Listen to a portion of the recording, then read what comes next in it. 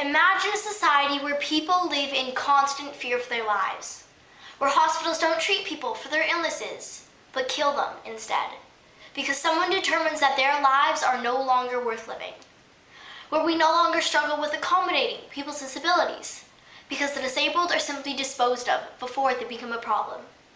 Ladies and gentlemen, it is precisely this kind of society that is waiting for us if we openly embrace the concept of euthanasia. Euthanasia is the intentional and direct killing of a patient by a physician or another party. It is most commonly done by use of a lethal injection and was originally suggested as a compassionate means to end pain and suffering. This was the motive of Dr. Disposed, the architect of the euthanasia laws in the Netherlands. As of 2002, euthanasia is legal in the Netherlands. However, it was regularly performed there without consequences long before that. Here's something to think about. 25 to 30% of Dutch euthanasia cases involve patients who did not give their consent to be euthanized. But these facts are not disturbing if euthanasia is considered to be of value to society. Supporters of euthanasia would argue that we should end lives that are no longer worth living. So let me ask you a basic question. What makes your life worth living? Is it how much money you have? Or how many friends you have? Is it based upon how healthy you are? I heard the story of a boy who was born without eyes, who would never be able to walk and whose fingers were deformed. Some would say this poor boy should have just been killed at birth. However, this same boy has now won several awards and is known around the world for his incredible musical talent. What determines the quality of his life? Who determines the quality of his life? What about the person in the hospital? Does suffering or pain make life not worth living? If so, how should we define pain and suffering? You see, for those who support euthanasia, the categories known as pain and suffering have grown and continue to grow. Consider an elderly person with severe depression. Should this person be euthanized? Why should we resort to treating the physically and mentally ill by killing them?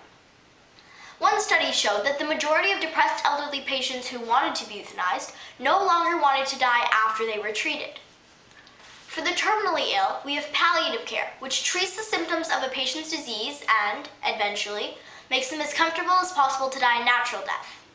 We need to pursue advances in palliative care. But based on the Dutch experience, if euthanasia is legalized, that won't happen. Even Dr. Disposed admits that palliative care is so inadequate in the Netherlands that patients often ask for euthanasia out of fear of dying in agony. We need to learn from the Dutch. As a nation, we need to kill the pain, not the patient. If euthanasia is allowed, the frail line of trust between doctor and patient would be destroyed. How could a patient believe that their doctor is protecting and benefiting their lives when he or she is counseling towards death? It is also possible that the doctors would abuse their power, like the Dutch doctors who euthanize people without their consent. This is a big issue because studies have shown that people are sometimes euthanized, simply because they are costing too much money to keep alive. Do we really value human life so little? The devaluing of human life was behind the terrors of Nazi Germany. Before the Nazis' extermination camps, there was euthanasia. The terror started by killing the sick, the old, the mentally ill, and the disabled. Finally, they began exterminating the undesirables, like Jews and homosexuals. It is easy to see from the Nazis' examples how the definitions for bad quality of life and pain and suffering can become extremely broad. But now euthanasia arguments, instead of dealing with a person's right to life, are being centered around a person's right to die. It is suggested that euthanasia will provide death with dignity. To be honest, I must admit that I am a death with dignity advocate.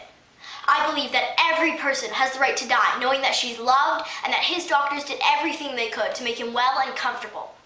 I believe that palliative care is the best option for patients who truly want to die with dignity. The Canadian Charter of Rights and Freedoms states that everybody has the right to life, liberty, and the security of person. By allowing euthanasia into our country, we are defying those basic rights. If euthanasia is a threat to even one person, it is a threat to us all. When will someone else decide that your life is no longer worth living? As I close, consider these words by Malcolm Muggeridge. This life in us, however low it flickers or fiercely it burns, is still a divine flame, which no man dare presume to put out. Thank you.